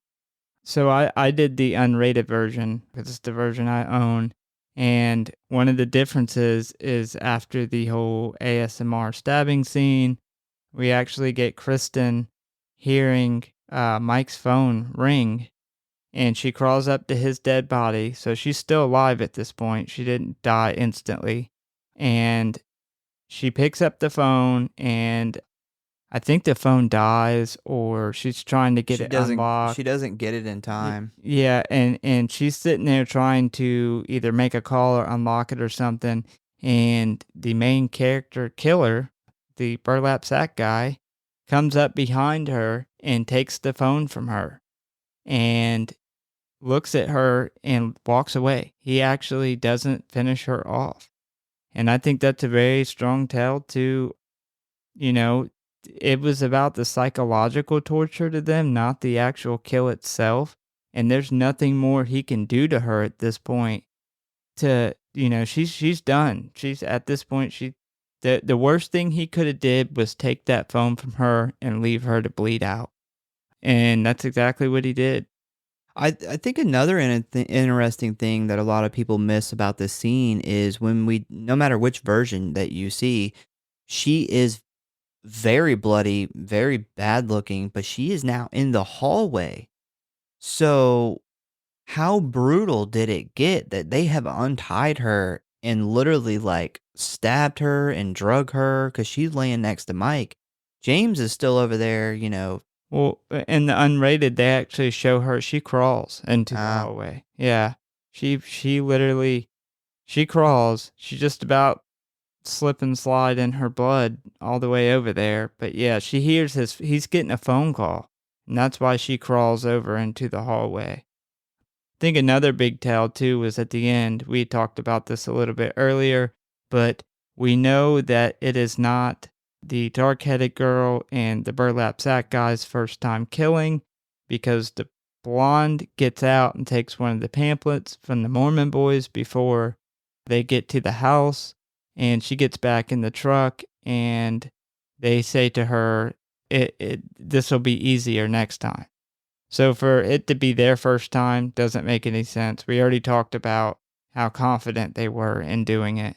So clearly they've done this before.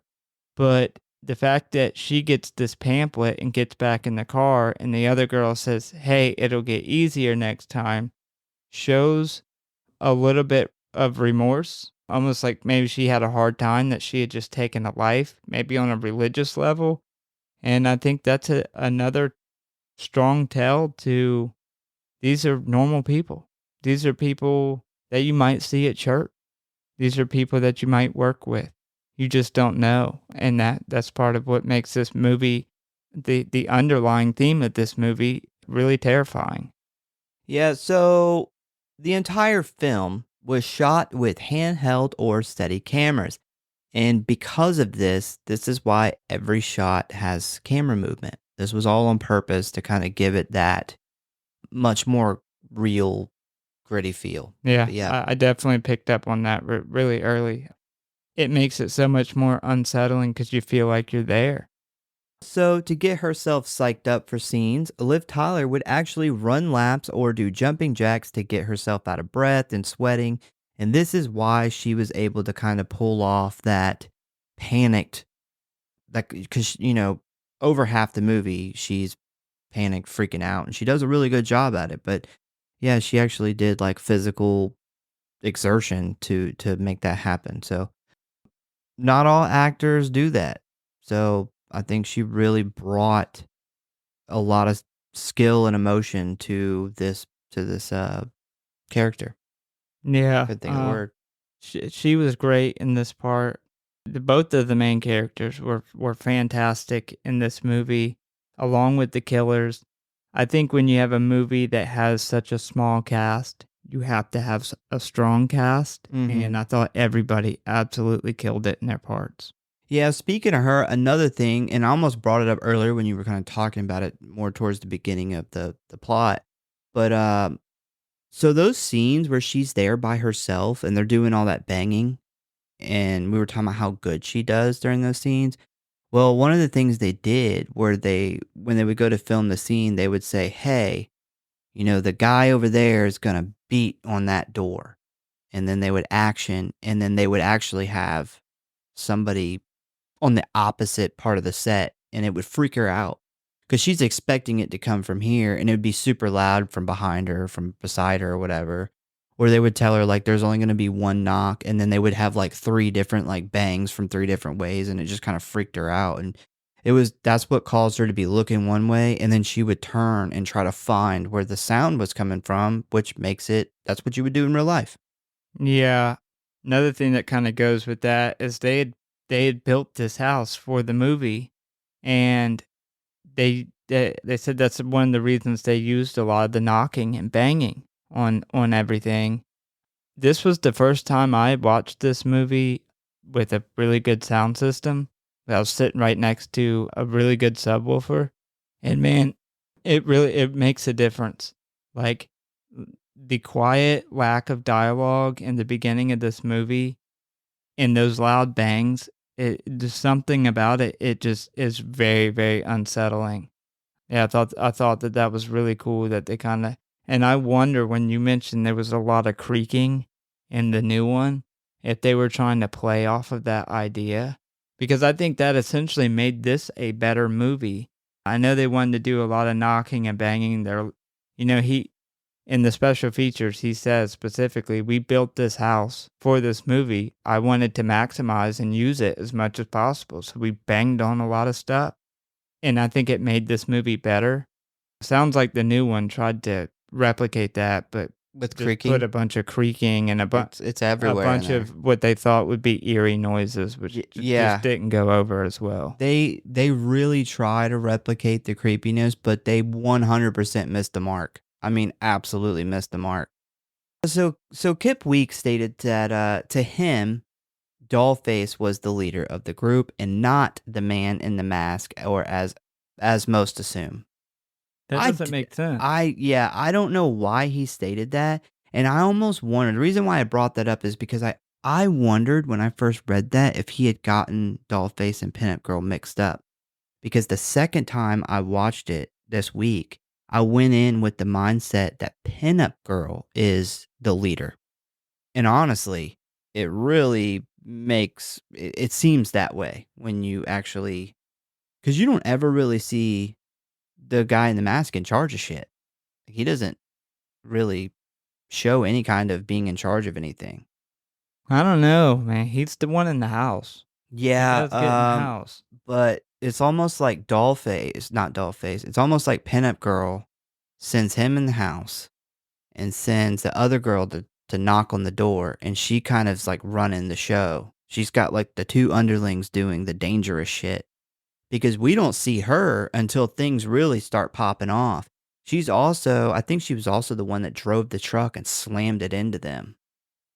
But it's an interesting theory that I've never considered, and it does seem plausible because she is in the movie the least amount, which would make sense if she was the one in the background calling the shots. She is the one on that swing too. Her lazy ass sitting down while everybody's doing the work. And she's also the one that, when they're in the truck, she tells the girl, like, she's obviously been killing for a while, because she's like, oh, it'd be easy. You'd be all right. Yeah, he also stated that he believed that this film was the first time that the strangers ever killed anybody. Yeah, that's that. Yeah, and I'm just, that I whole don't know. scene doesn't, that it literally can't be that way. Like, why would they He was in the movie. I don't understand where he gets these theories from. I don't know. He read the script. I don't know. Maybe if you do a bunch of movies after a while, you just kind of forget some small, because that is a really small part of the movie. It's actually a part that I never really paid much attention to, was when she gets out and gets that pamphlet. I kind of thought that that was just kind of trolling in the movie, but you almost miss it when she gets back in the truck and the other girl tells her it'll get easier. Like, it'll be easier next time. Yeah. And you combine that with the confidence. There's no way that it's very clear that they made it where these two have killed before. This is the other girl's first time. All right, so ratings and kill count. Total kills, there's 2, maybe 3. The normal, like the normal place I get my kill counts from actually claimed that Kristen McKay dies of a heart attack off screen after being stabbed by the strangers, and I'm like, that doesn't happen. I counted it as 2. Which, of course, you have Mike accidentally shot in the face by James, and James who was stabbed to death by the strangers. What's your favorite kill? Well, I will say I would consider Kristen a kill. Okay. That might just be my love for really bad endings, as a lot of people would call them bad endings. But I don't see how she survived from that. I think the jump scare thing was just kind of to have a jump scare at the end. But I just don't see how she would have. She may still be alive, but she's still bleeding to death. And they are out in the middle of nowhere. It's going to be hard for her to get the medical attention she needs. But anyway, so I'll go on for best kill.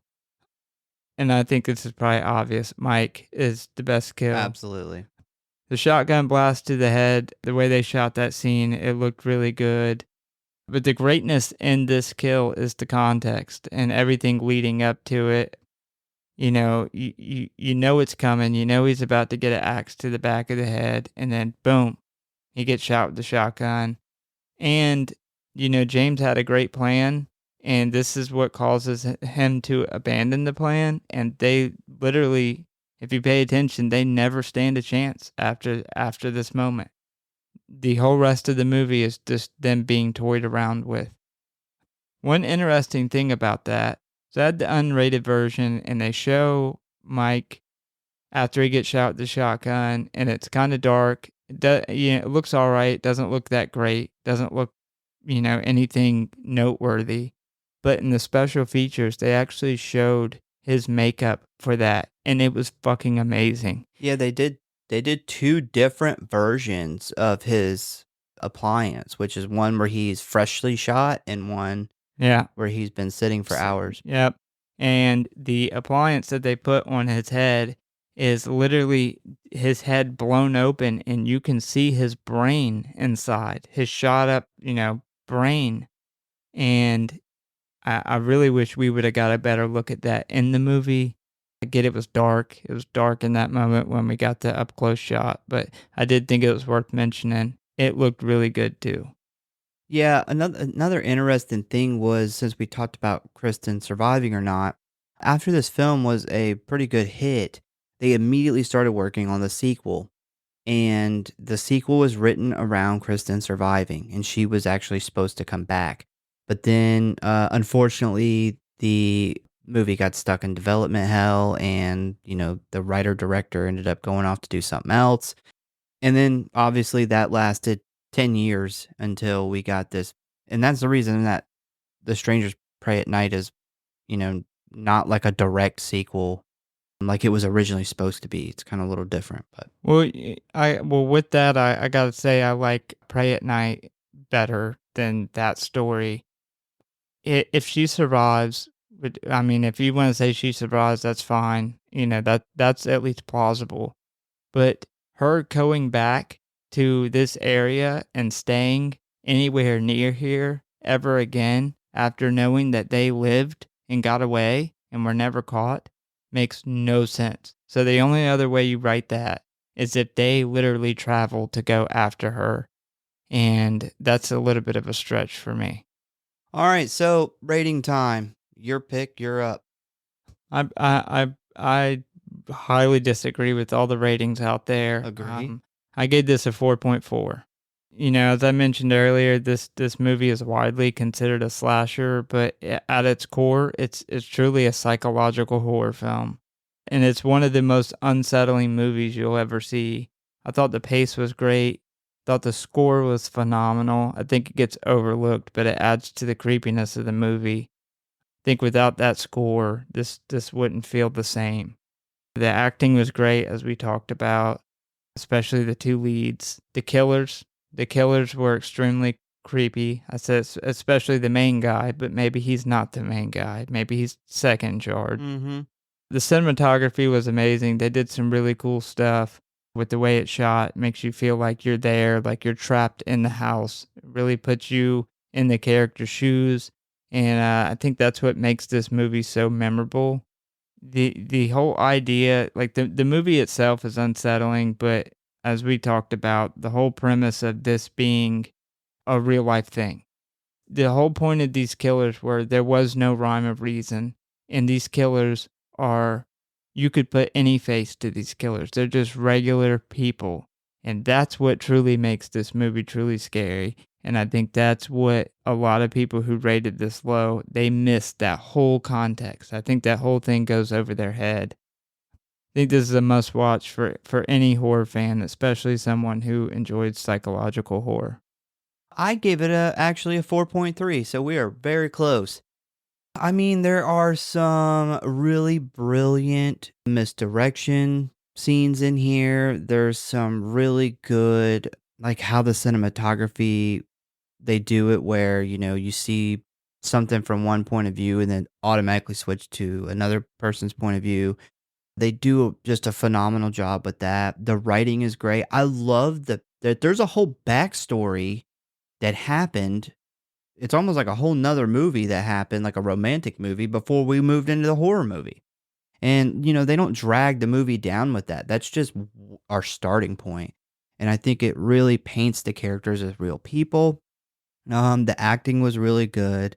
Liv Tyler and Scott Speedman, I think, did phenomenal. Like the bad guys, super creepy, and I give them a lot of credit because they had to act with their movements and their bodies, much like Kane Hodder does with Jason. These are silent murderers, but you know what they're doing, you know what they mean. They do a really good job at that. But the tension building, amazing.